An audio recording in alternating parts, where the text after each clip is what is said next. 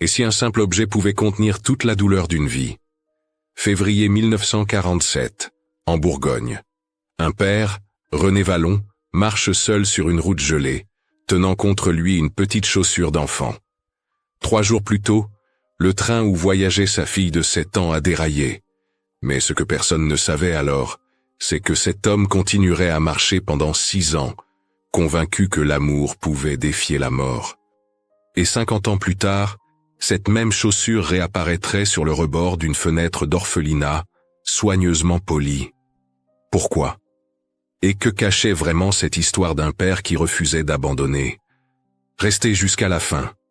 Je vais vous raconter toute cette histoire dramatisée, inspirée de notre propre réalité, où la perte, la foi et la mémoire se mêlent pour rappeler ce que signifie vraiment aimer. Cette photographie a été retrouvée dans les archives de la gare de Mâcon en 1987, coincée entre des registres de passagers jamais réclamés. Un homme marche seul sur une route de campagne, le dos voûté, tenant quelque chose de petit contre sa poitrine. Les historiens ont mis 3 ans à identifier ce qu'il portait, une chaussure d'enfant, tachée de boue et de sang séché. Cet homme s'appelait René Vallon. Il avait 38 ans. Et dans exactement 4 jours, il découvrirait que sa fille de 7 ans avait disparu dans les flammes d'un train accidenté, et que son corps ne serait jamais retrouvé. Mais ce qu'il ne savait pas encore, c'est que cette chaussure deviendrait la seule preuve qu'Élise avait existé, et qu'il marcherait avec elle pendant 6 ans, refusant de croire que l'amour d'un père pouvait mourir dans un accident. Si vous restez jusqu'à la fin, vous découvrirez pourquoi cette chaussure a été retrouvée 50 ans plus tard sur le rebord d'une fenêtre d'orphelinat, soigneusement polie, et pourquoi René a souri pour la première fois en 6 ans, avant de disparaître pour toujours. Février 1947. La guerre était terminée depuis 2 ans, mais la France respirait encore la poudre et la faim. Les trains fonctionnaient mal, les rails gelaient, et les familles voyageaient quand même parce qu'il fallait bien reconstruire une vie quelque part. René Vallon était l'un d'eux. Veuf depuis 1943, quand un bombardement avait tué sa femme sous les décombres de leur maison à Lyon, il avait élevé seul sa fille, Élise. Une petite aux yeux clairs et au rire doux, comme le décrivaient les voisins du quartier de la Croix-Rousse. Les registres de la SNCF montrent qu'il avait acheté 2 billets pour le train de nuit Paris-Lyon, le 1er février, destination Mâcon, où une usine d'acier recrutait des ouvriers qualifiés. René était forgeron.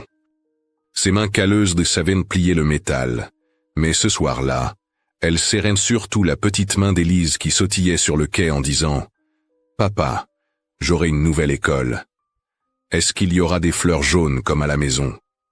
Il avait choisi ce train parce qu'il était moins cher, 30 francs de moins. Cette décision le hanterait jusqu'à sa mort. Dans sa poche, René portait une photographie de sa fille devant leur ancienne maison. Dans ses mains, une petite valise contenant 2 paires de chaussures pour Élise. « Pour l'école nouvelle », répétait-il en souriant. Il ne savait pas que l'une de ses chaussures deviendrait tout ce qui lui resterait. À 23 heures, le train quitta la gare dans un grincement métallique. Élise s'endormit contre l'épaule de son père, serrant contre elle une poupée de chiffon que sa mère lui avait cousue avant de mourir. René regardait par la fenêtre les champs enneigés défiler dans la nuit. Il pensait à l'avenir, à la petite maison qu'il louerait près de l'usine, au dimanche au bord de la Saône, aux fleurs jaunes qu'il planterait pour Élise. Il ne pensait pas que dans 3 heures, sa vie exploserait en flammes et en cris.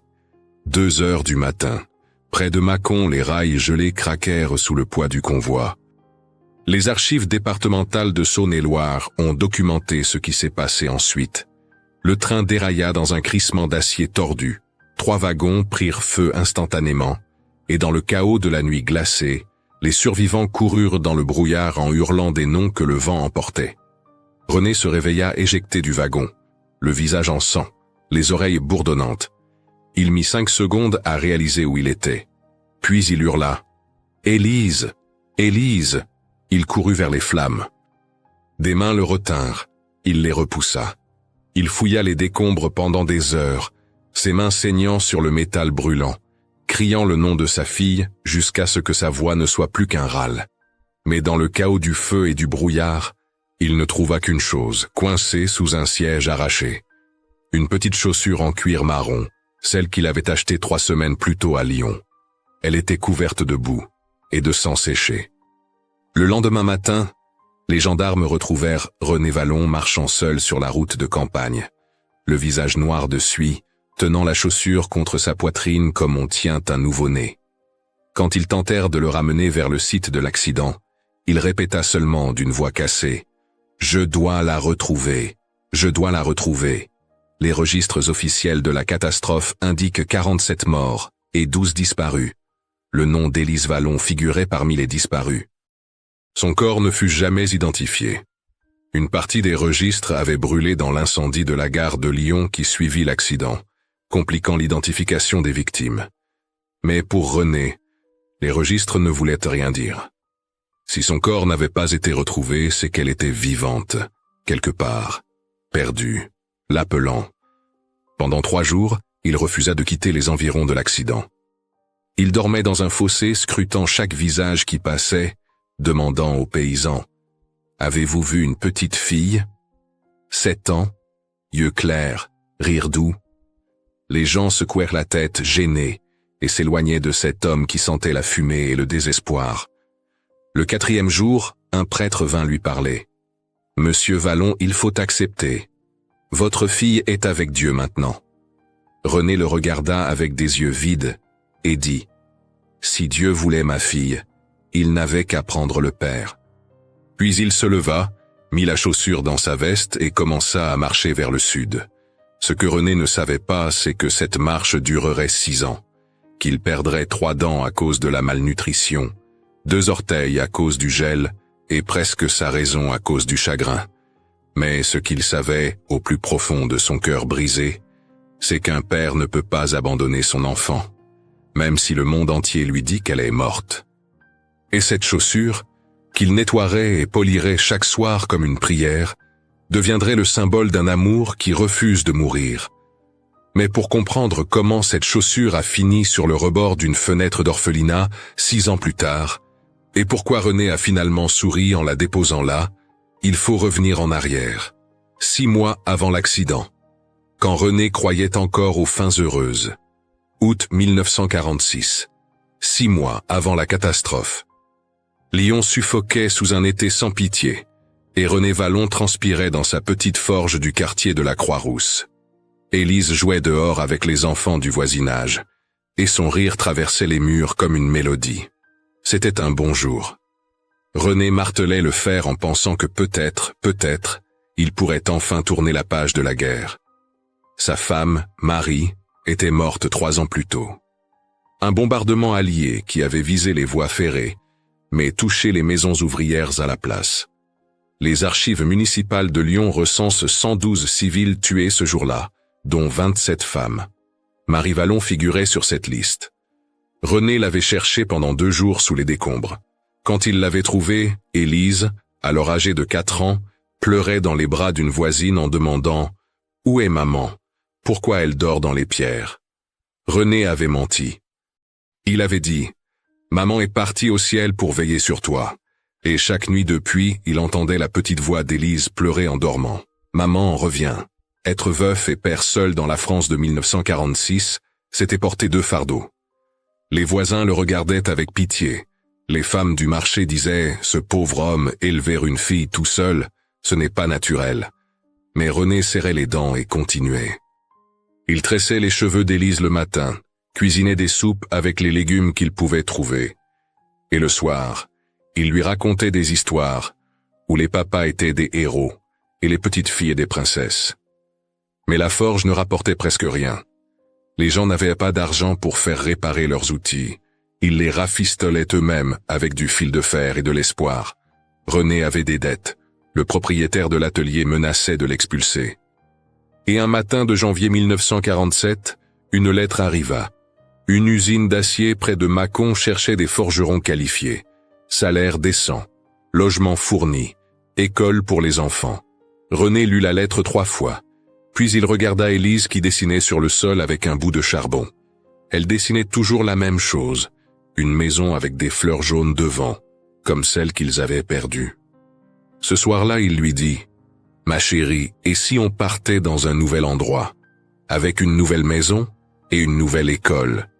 Élise leva ses yeux clairs vers lui et demanda « Il y aura des fleurs jaunes ?» René sourit, la gorge serrée. « Oui, je te promets. » Ce qu'il ne savait pas, c'est que cette promesse serait la dernière qu'il pourrait tenir. Le 1er février, ils prirent le train. René avait tout vendu. Les outils, les meubles, même l'alliance de Marie pour payer les billets. Il ne gardait que l'essentiel dans une petite valise. 2 paires de chaussures pour Élise, quelques vêtements, et la photographie de sa fille devant l'ancienne maison, celle où on voyait les fleurs jaunes. Dans le train, Élise s'endormit rapidement, épuisée par l'excitation. René la regarda dormir et pensa « Tout ira bien, on recommence, on oublie, mais on n'oublie jamais vraiment. » 2 heures du matin, le choc, les flammes, le chaos. René se retrouva éjecté du wagon, le visage en sang, les oreilles bourdonnant d'un sifflement aigu. Pendant 3 secondes, il ne comprit pas où il était. Puis il vit les flammes, entendit les cris, et hurla « Élise !» Il courut vers les décombres en feu. Des mains le retinrent. Il les repoussa violemment. Il fouilla, creusa, hurla jusqu'à ce que sa voix se brise. Mais dans le brouillard et les flammes, il ne trouva que la chaussure. Une petite chaussure en cuir marron, celle qu'il venait d'acheter pour l'école nouvelle. Elle était couverte de sang. Les jours qui suivirent furent un cauchemar éveillé. Les gendarmes dressèrent des listes, identifièrent les corps. 47 morts, 12 disparus. Élise Vallon, 7 ans, figurait parmi les disparus. Mais René refusa d'accepter. « Si le corps n'est pas là, elle est vivante, » répétait-il. « Si le corps n'est pas là, je peux encore la retrouver. » Les autorités tentèrent de le raisonner. Un médecin vint lui parler. « Monsieur Vallon, la violence de l'impact, les flammes. Il n'est pas impossible que certains corps aient été consumés entièrement. » René le regarda avec des yeux fous et dit « Non, non, je l'aurais senti. Un père sait quand son enfant meurt. » Le médecin baissa les yeux, gêné. Les registres officiels montrent que René Vallon refusa toute aide psychologique, tout accompagnement social. Il signa un papier disant qu'il prenait la responsabilité de ses actes et disparut dans la campagne. Les semaines suivantes furent un brouillard de douleur et d'alcool. René marchait de village en village, dormait dans des granges, buvait pour oublier et se réveillait en hurlant le nom de sa fille. À Tournus, un fermier le trouva évanoui dans son étable, une bouteille vide à côté de lui, serrant la chaussure comme un talisman. Le fermier le nourrit, le laissa dormir, et le lendemain, René repartit sans un mot. À Chalon-sur-Saône, il entra dans une église pour la première fois depuis l'accident. Il s'assit au fond, regarda le crucifix et murmura « Si tu es là, rends-la-moi. Prends ma vie à la place. Prends tout, mais rends-la-moi. » Le silence fut sa seule réponse. René sortit de l'église et ne pria plus jamais. Mais il continua de marcher. Et dans chaque village, il laissait un petit papier écrit d'une main tremblante « Recherche Élise Vallon, 7 ans, yeux clairs, rire doux. Si vous l'avez vue, prévenez la gendarmerie de Mâcon. » Les paysans lisaient le papier, le regardaient avec pitié et secouaient la tête. Ce pauvre homme, il est fou de chagrin. Peut-être l'était-il, mais un fou qui aime est moins perdu qu'un sage qui a renoncé. Mars 1947. Un mois après l'accident, René arriva dans un petit village près de Cluny. Il était maigre, sale, les vêtements déchirés. Une femme, Madame Beaumont, qui tenait la boulangerie du village, le vit s'effondrer devant son échoppe. Elle sortit, le releva et lui dit simplement « Un père doit manger ». Elle ne posa pas de questions. Chaque jour pendant 3 mois, elle lui donna du pain. René travaillait en échange, réparant les outils du village, refusant l'argent, acceptant seulement la nourriture. Les villageois le regardaient avec méfiance au début, puis avec respect. Cet homme bizarre qui marchait avec une chaussure d'enfant et laissait des papiers partout, Cet homme était peut-être fou, mais il était courageux. Un soir, Madame Beaumont lui demanda « Pourquoi vous ne rentrez pas chez vous, monsieur? Pourquoi vous continuez ?» René la regarda avec des yeux vides et dit « Parce que si je rentre, j'accepte qu'elle est morte, et un père ne peut pas accepter ça. » Madame Beaumont ne dit rien. Elle posa une main sur son épaule, et René pleura pour la première fois depuis l'accident. Mais le lendemain, il repartit. Parce que quelque part, il y avait peut-être un enfant perdu qui l'attendait. Et cette chaussure qu'il polissait chaque soir était la preuve que l'amour d'un père ne meurt jamais. Hiver 1948. Un an après la catastrophe, René Vallon avait perdu 3 dents à cause de la malnutrition et pesait 20 kilos de moins. Mais il marchait toujours. De village en village, de ferme en ferme, posant toujours la même question. « Avez-vous vu une petite fille ? 7 ans maintenant ?» Yeux clairs, rire doux. Les réponses étaient toujours les mêmes. « Non, monsieur. Désolé, monsieur.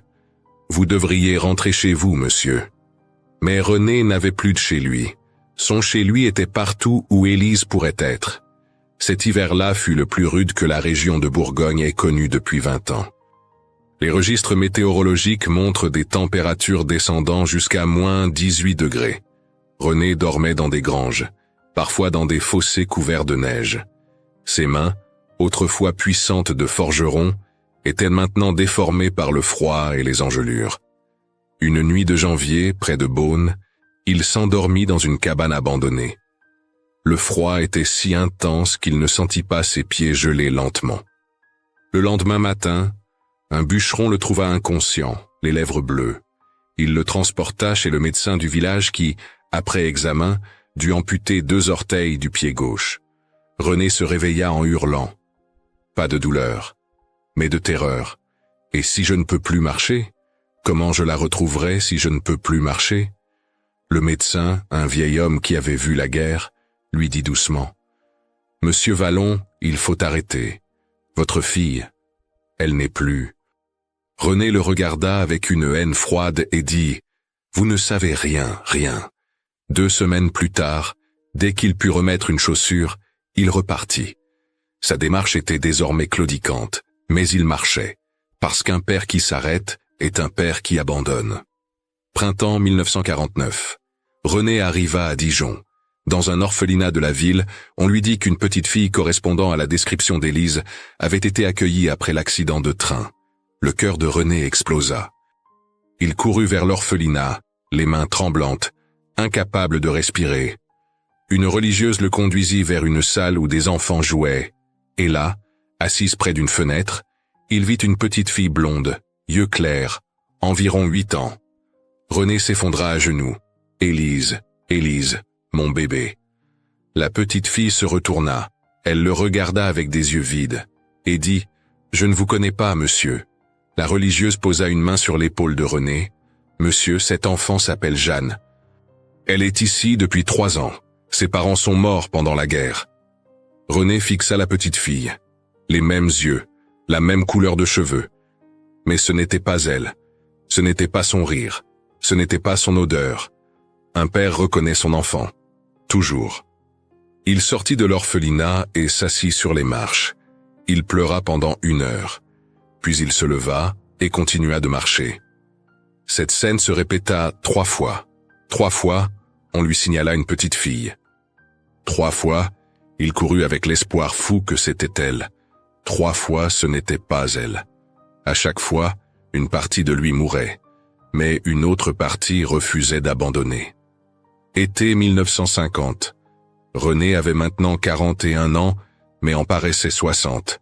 Ses cheveux avaient blanchi. Ses mains tremblaient constamment. Une toux chronique le réveillait chaque nuit, souvenir de la fumée et du froid. Les villageois qu'il croisait le regardaient avec un mélange de pitié et de malaise. Cet homme qui marchait avec une chaussure d'enfant était devenu une légende locale. Le fou de la chaussure, disaient les enfants. Mais un jour, près de Tournu, quelque chose changea. René croisa un vieux prêtre, le père Augustin, qui tenait une petite église de campagne. Le prêtre ne tenta pas de le convertir, ne parla pas de la volonté de Dieu. Il dit simplement « Venez, mangez, reposez-vous ». René accepta. Et pour la première fois en 3 ans, il parla. Il raconta l'accident, la chaussure, la recherche. Le prêtre l'écouta sans l'interrompre. À la fin, il dit seulement « Votre amour pour elle est une prière suffisante ». René resta dans cette église pendant 2 semaines. Il aida le prêtre à réparer les bancs, à nettoyer les vitraux. Le soir, il parlait peu. Mais cette présence silencieuse fit du bien à René. Le père Augustin ne jugeait pas, ne tentait pas de le raisonner. Il comprenait simplement qu'un père qui cherche n'a pas besoin de sermons, mais de compassion. Quand René repartit, le prêtre lui donna un peu de nourriture et dit « Si Dieu existe, il vous voit, et il pleure avec vous. » René hocha la tête et continua sa route. Automne 1951. René commença à remarquer quelque chose d'étrange. Il oubliait, pas complètement. Mais les détails du visage d'Élise commençaient à s'estomper. Il se souvenait de ses yeux clairs, mais quelle nuance exactement? Il se souvenait de son rire, mais quel son précis? Cette découverte le terrifia plus que tout. Chaque soir, il sortait la photographie froissée de sa poche et la fixait pendant des heures, essayant de graver chaque détail dans sa mémoire défaillante. Il répétait son nom 100 fois, Élise, Élise, Élise, Élise, comme une litanie, comme une prière, comme un combat contre l'oubli. Parce que si je l'oublie, alors elle meurt vraiment. Un soir, près d'une rivière, René resta assis pendant 2 heures au bord d'un pont. L'eau coulait en contrebas, sombre et froide. Il pensa, si je saute, la douleur s'arrête. Si je saute, je la rejoins peut-être. Sa main serrait la chaussure. Il la regarda, usée, tachée, mais soigneusement polie chaque soir. Et alors qu'il se penchait vers le vide, il entendit un rire d'enfant. Il se retourna. Sur la berge, une petite fille jouait avec un bâton. Elle riait. Juste un rire d'enfant. Mais ce rire lui rappela pourquoi il ne pouvait pas sauter. Parce que quelque part, peut-être, Élise riait encore. René se leva et s'éloigna du pont. Printemps 1952. Près de Châlons, René vit un petit garçon pleurer sur le bord d'une route. Son jouet, un petit cheval de bois, s'était cassé. René s'approcha, s'agenouilla et demanda « Je peux le réparer ?» Le garçon hocha la tête, les yeux pleins de larmes. René sortit un morceau de fil de fer de sa poche, des outils rudimentaires, et en quelques minutes, répara le jouet. Le garçon sourit, prit son cheval et serra René dans ses bras en criant « Merci, monsieur !» Ce fut comme une décharge électrique. René sentit les petits bras autour de lui et pleura. Pour la première fois en 5 ans, il pleura sans colère. Juste de la tristesse, pure, profonde, humaine. Le garçon le regarda, inquiet. « Pourquoi vous pleurez, monsieur ?» René essuya ses larmes et dit « Parce que tu me rappelles quelqu'un que j'aimais beaucoup. » Le garçon sourit et repartit en courant avec son cheval. René le regarda s'éloigner et pensa « Peut-être que je ne la retrouverai jamais, mais peut-être que je peux faire quelque chose d'autre. Peut-être que je peux aider d'autres enfants. » Ce n'était pas une révélation spectaculaire, juste une petite lumière dans le noir. Mais parfois, les petites lumières suffisent. Hiver 1953. 6 ans après l'accident, René arriva à Cluny. Il avait maintenant 44 ans. Ses mains étaient déformées par le froid et le travail. Sa démarche était lente à cause des orteils perdus. Mais il marchait toujours. Et c'est dans cette ville qu'il entendit parler d'un orphelinat où une petite fille était morte de pneumonie 2 ans plus tôt. Une fille qui dessinait beaucoup. Une fille qui parlait parfois d'un train en feu. Le cœur de René se serra. Il monta vers l'orphelinat sur la colline, chaque pas pesant comme du plomb. Il ne savait pas que dans quelques minutes, sa vie allait changer. Pas parce qu'il retrouverait sa fille, mais parce qu'il découvrirait qu'elle ne l'avait jamais oublié. L'orphelinat de Cluny se dressait sur une colline, entourée d'arbres nus en ce matin de février 1953. René Vallon monta les marches lentement, la main droite serrant la chaussure dans sa poche. 6 ans. 6 ans qu'il marchait. 6 ans qu'il cherchait. Une jeune religieuse, sœur Marie-Thérèse, lui ouvrit. Elle avait un visage doux mais fatigué. Quand René expliqua pourquoi il était là, elle hésita. Ses yeux se remplirent de larmes. « Monsieur, dit-elle doucement, la petite fille dont vous parlez, elle est décédée il y a 2 ans. De pneumonie. » René vacilla, ses jambes tremblèrent. Il s'appuya contre le mur. Décédée. Le mot résonna dans sa tête comme un coup de marteau. « Comment s'appelait-elle » demanda-t-il d'une voix blanche. La religieuse baissa les yeux. Nous ne savions pas son vrai nom. Elle ne parlait presque pas quand elle est arrivée. Elle avait environ 7 ou 8 ans, traumatisée. Les archives de l'orphelinat montrent qu'elle avait été trouvée errant près d'une voie ferrée, 3 jours après un accident de train. Elle ne se souvenait de rien. Seulement des flammes. René ferma les yeux. 3 jours après l'accident. Près d'une voie ferrée. 7 ans. Est-ce qu'il reste quelque chose d'elle? Demanda-t-il, la voix brisée. La religieuse hocha la tête. Oui. Un cahier. Elle dessinait beaucoup. Attendez ici. René resta immobile dans le couloir, les mains tremblantes. Autour de lui, des enfants jouaient dans une cour intérieure. Leur rire traversait les murs. Il pensa, si c'est elle, alors elle est morte seule, loin de moi, en pensant que je l'avais abandonnée. Sœur Marie-Thérèse revint avec un petit cahier aux pages jaunies. Elle le tendit à René avec précaution. Les dernières pages. Vous devriez peut-être vous asseoir. René prit le cahier. Ses mains tremblaient tellement qu'il pouvait à peine tenir l'objet. Il s'assit sur un banc près d'une fenêtre. Et il ouvrit le cahier. Les premières pages montraient des dessins d'enfants, des maisons, des arbres, des fleurs. Puis, au milieu du cahier, les dessins devinrent plus sombres. Des flammes, des silhouettes qui couraient, un train brisé. René tourna les pages, le cœur battant si fort qu'il entendait le sang pulser dans ses oreilles. Et puis, il arriva à la dernière page. Ce qu'il vit lui coupa le souffle. Un homme, dessiné au crayon de charbon, cheveux noirs, mains larges, debout devant un arbre brisé en 2, et dans ses mains, un objet petit, une chaussure. En dessous, en lettres tremblantes, maladroites, écrites par une main d'enfant qui apprenait à peine à écrire, « Papa cherche ». René fixa le dessin. Ses yeux se remplirent de larmes, mais elles ne coulèrent pas. Il ne pouvait pas respirer. Il ne pouvait pas bouger. Son doigt traça lentement les lignes du dessin, comme s'il pouvait toucher la main qu'il avait tracée. « Papa cherche ». Elle savait. Elle savait qu'il la cherchait. Même perdue, même malade, même mourante, elle savait qu'il ne l'avait pas abandonnée. Sœur Marie-Thérèse pleurait maintenant, les mains jointes. Elle a fait ce dessin quelques jours avant de mourir. Elle avait de la fièvre. Elle parlait dans son sommeil. Elle répétait un mot. « Papa, papa ». René ferma le cahier lentement. Il le serra contre sa poitrine. Et pour la première fois en 6 ans, il dit à voix haute, « Elle savait. Elle savait que je ne l'abandonnerais jamais. » Il resta assis pendant longtemps, le regard perdu. Puis il se leva, marcha vers la fenêtre qui donnait sur la cour où les enfants jouaient. Il sortit la chaussure de sa poche. Elle était usée, tachée, mais soigneusement polie. Il l'avait nettoyée chaque soir pendant 6 ans, comme une promesse, comme une prière.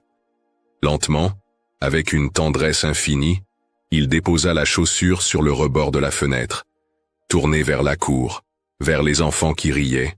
Sœur Marie-Thérèse le regarda, confuse. « Monsieur, qu'allez-vous faire maintenant ?» René sourit. Ce n'était pas un sourire heureux. Ce n'était pas un sourire de joie. C'était le sourire d'un homme qui venait de comprendre que l'amour ne meurt pas avec la mort. C'était le sourire d'un homme brisé qui avait trouvé une raison de continuer. « Je vais continuer », dit-il doucement. « Pour elle. Pour tous les pères qui cherchent encore. Pour tous les enfants qui attendent. » La religieuse ne comprit pas immédiatement, mais elle hocha la tête. René descendit les escaliers de l'orphelinat. Dans la cour, un petit garçon trébucha et son chariot en bois se brisa. L'enfant se mit à pleurer. René s'agenouilla à côté de lui, ses mains déformées par le froid tremblant légèrement. « Je peux le réparer, dit-il. » Le garçon le regarda avec de grands yeux mouillés de larmes et hocha la tête. René sortit un bout de fil de fer de sa poche, quelques outils rudimentaires, et commença à travailler. Ses mains, qui avaient serré une chaussure pendant 6 ans, trouvèrent un nouveau but. Réparer ce qui était cassé. Parce qu'un père qui ne peut pas sauver son propre enfant peut au moins essayer de sauver les autres. Les registres de l'orphelinat de Cluny montrent qu'à partir de ce jour, un homme venait régulièrement aider à réparer les jouets des enfants. Il ne parlait pas beaucoup, ne racontait pas son histoire. Mais les religieuses remarquèrent que chaque fois qu'un enfant pleurait, cet homme s'approchait. Chaque fois qu'un jouet se cassait, il le réparait. Chaque fois qu'un enfant se sentait seul, il s'asseyait à côté de lui en silence. Les enfants l'appelaient Monsieur René. Ils ne savaient pas pourquoi il avait toujours les larmes aux yeux quand il les regardait jouer.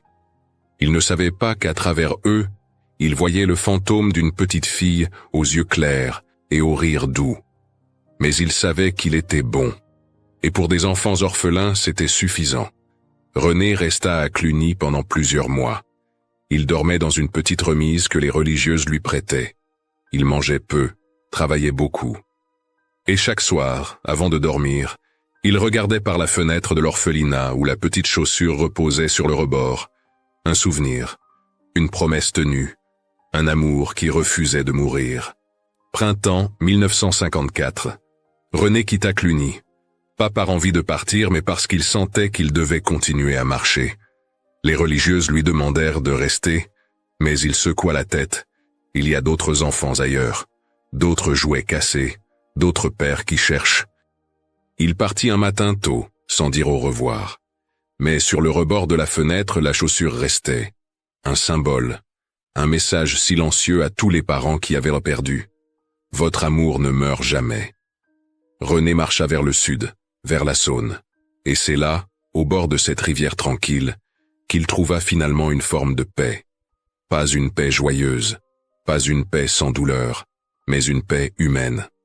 La paix de celui qui a transformé son chagrin en compassion. La paix de celui qui a appris que sauver un enfant, même si ce n'est pas le sien, est une façon d'honorer celui qu'on a perdu. En 1957, les habitants d'un petit village au bord de la Saône parlaient d'un homme étrange qui vivait dans une cabane modeste. Il réparait les jouets des enfants, aidait les familles pauvres, ne demandait rien en échange. Les enfants du village l'adoraient, les parents le respectaient. Il s'appelait René. Et parfois, quand personne ne le regardait, il fixait la rivière en murmurant un nom que personne ne comprenait. Élise. Les années passèrent. René vieillit. Sa toux s'aggrava. Ses mains tremblèrent davantage. Mais il continua. Parce que continuer était tout ce qu'il savait faire. Et en 1962, probablement pendant l'hiver, René Vallon mourut. Seul, silencieux, en paix. Hiver 1962. La neige tombait doucement sur le petit village au bord de la Saône. Dans une cabane modeste, à l'écart des maisons principales, René Vallon s'éteignit probablement un soir de décembre. Il avait 53 ans, mais son corps usé en paraissait 80. Personne ne sait exactement quand il mourut. On le trouva 3 jours plus tard, assis dans son unique chaise face à la fenêtre qui donnait sur la rivière. Ses mains reposaient sur ses genoux, calmes, comme s'il s'était simplement endormi. Le curé du village, qui n'avait jamais réussi à faire venir René à l'église mais qui le respectait profondément, organisa des funérailles simples. Une dizaine de personnes vinrent, quelques paysans, des femmes du village, et surtout beaucoup d'enfants. Des enfants dont René avait réparé les jouets, des enfants à qui il avait appris à pêcher, des enfants qui ne comprenaient pas pourquoi Monsieur René ne souriait jamais vraiment, mais qui savaient qu'il était bon. Quand on vida sa cabane, on trouva très peu de choses. Quelques vêtements, des outils rudimentaires, et sur une petite étagère en bois, soigneusement disposée comme dans un hôtel, 2 objets seulement. Une photographie, tellement usée qu'on distinguait à peine le visage de la petite fille, qui souriait devant une maison avec des fleurs jaunes. Au dos, d'une écriture tremblante, Élise Vallon, 1946. Et une chaussure. Une petite chaussure d'enfant en cuir marron, tachée, usée par le temps mais soigneusement polie. Brillante comme un trésor. Le curé demanda ce qu'il devait faire de ces objets. Une vieille femme du village, qui avait connu René pendant ces dernières années, dit simplement « Gardez-les ». C'est tout ce qu'il était, un père qui a aimé. Ces objets furent placés dans un petit coffre en bois à la sacristie de l'église, avec une note expliquant leur histoire. Pas pour être exposés, pas pour être oubliés, juste gardés, comme on garde la mémoire de ceux qui ont souffert avec dignité. Mais l'histoire de René ne s'arrêta pas à sa mort. Les années passèrent, les enfants qu'il avait aidés grandirent, et parmi eux se trouvait un petit garçon nommé Michel. Michel avait 8 ans quand René arriva au village en 1957. Sa mère était morte en couche, son père l'avait abandonné, et il vivait chez sa tante qui le nourrissait à peine. Michel était un enfant triste, silencieux, qui errait dans les rues avec un vieux cheval de bois cassé. Un jour, René l'avait vu pleurer sur le bord de la rivière. Il s'était approché sans un mot, avait pris le jouet cassé et l'avait réparé. Michel l'avait regardé avec de grands yeux et avait demandé « Pourquoi vous m'aidez, monsieur ?» René avait souri tristement et avait dit « Parce que quelqu'un aurait dû aider ma fille quand elle était seule. » Michel n'avait pas compris à l'époque. Mais il était revenu, encore et encore. René lui apprit à pêcher, à réparer les choses, à ne pas baisser les bras. Il ne parlait jamais de sa fille directement, mais parfois quand Michel faisait quelque chose qui le faisait sourire, René murmurait « Élise aurait aimé ça ». Michel grandit, devint un menuisier, se maria, eut des enfants, mais il n'oublia jamais l'homme silencieux qu'il avait sauvé sans rien demander en retour. En 1982, un journaliste du journal régional Le Progrès écrivait un article sur les orphelins de guerre. Michel, alors âgé de 33 ans, accepta de témoigner. Et quand le journaliste lui demanda qui l'avait le plus marqué dans sa vie, Michel répondit « Un homme que je connaissais à peine. Il s'appelait René Vallon. Il vivait au bord de la Saône.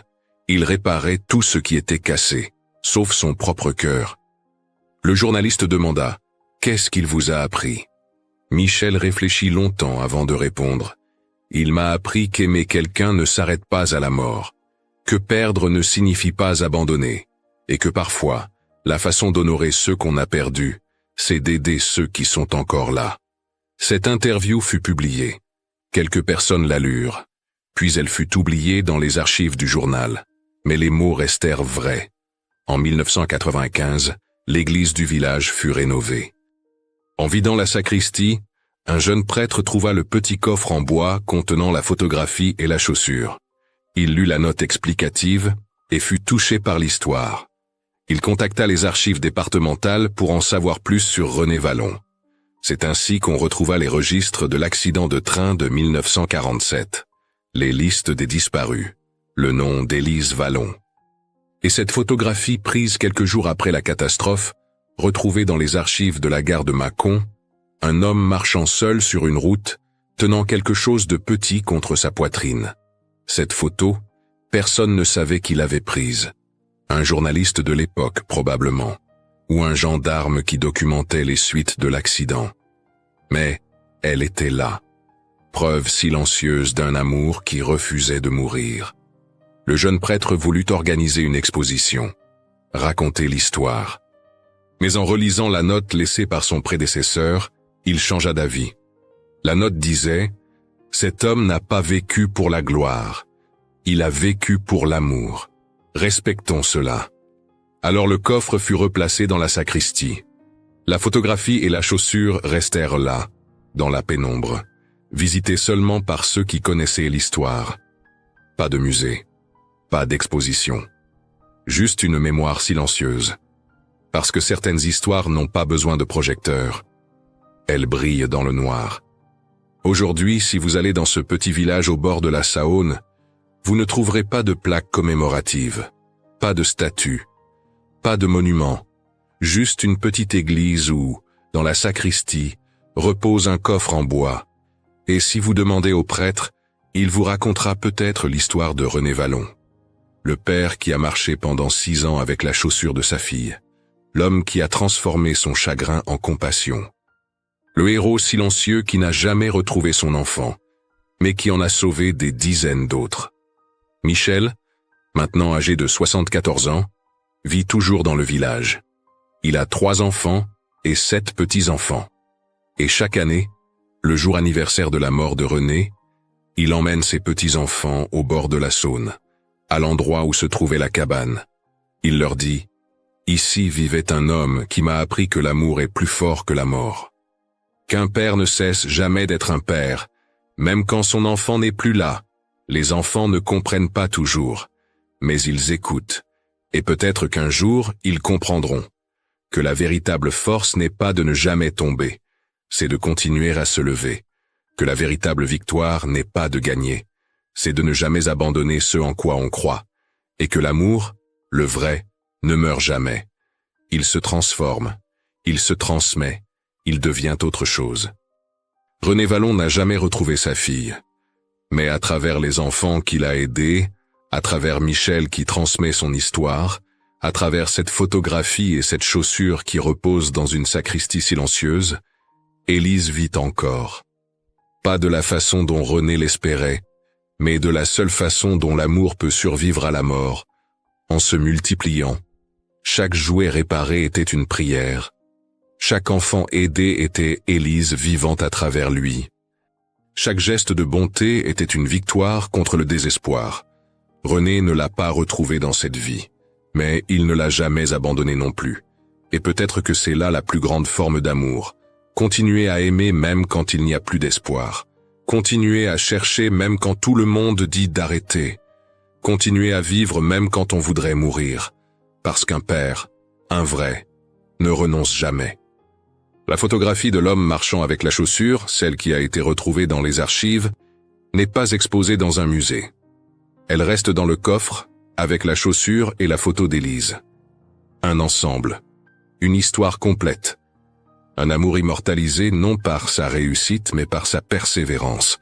Et si vous passez un jour dans ce petit village, si vous entrez dans cette petite église, si vous demandez au prêtre de vous montrer le coffre, vous verrez ces 3 objets. Et vous comprendrez qu'il existe des histoires qui ne se terminent pas, qui continuent à vivre dans le cœur de ceux qui les entendent. Des histoires qui nous rappellent ce que signifie vraiment aimer. Non pas posséder, non pas contrôler, mais continuer.